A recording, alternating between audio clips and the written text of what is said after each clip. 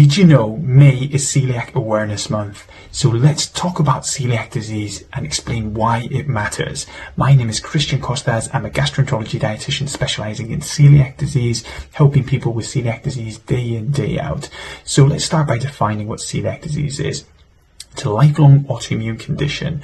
For people with celiac disease, what happens is that when they eat gluten, which is found in some common grains or cereals, which are wheat, barley and rye, what happens is that these grains will get, these foods will get digested and they'll arrive in the small intestine after the stomach. And then people with celiac disease have got an abnormal response where their immune system tries to attack gluten and in the process attacks its own tissues in the small intestine and causes chronic inflammatory changes and damage to the gut if the disease isn't treated and gluten isn't removed.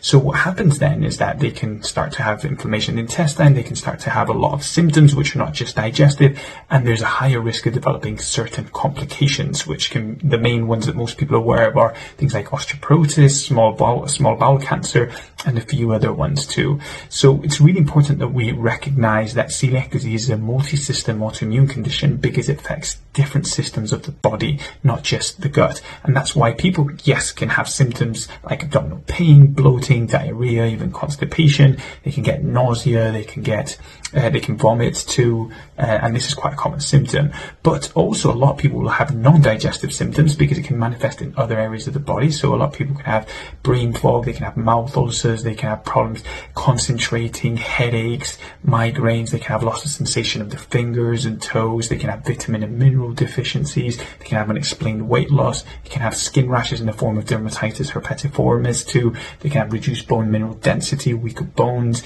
So there's many different ways celiac disease can present itself, which is why it really takes on average about 13 years to get diagnosed. It takes a really long time because it's not that easy to recognize, and people have got different levels of symptom severity, and some people don't get any symptoms at all. So it's really important that we raise more awareness of this, and that also we recognize that actually the biggest challenge is that most people are undiagnosed. So we know that about 64% of people in the UK remain undiagnosed despite having celiac disease, and only a third of people really have been diagnosed. So we need to help these people, and we need to help these people soon, because if we support them to get diagnosed, then they can optimize their health by getting the right treatment, which is the gluten-free diet. It's the only treatment that's available, and that's why it's important to say it's not a fad. It's a strict gluten-free diet. Even small amounts, even crumbs of bread or wheat or any of these grains can cause damage to the gut. So it's a strict diet that needs to be followed for life with the right support. So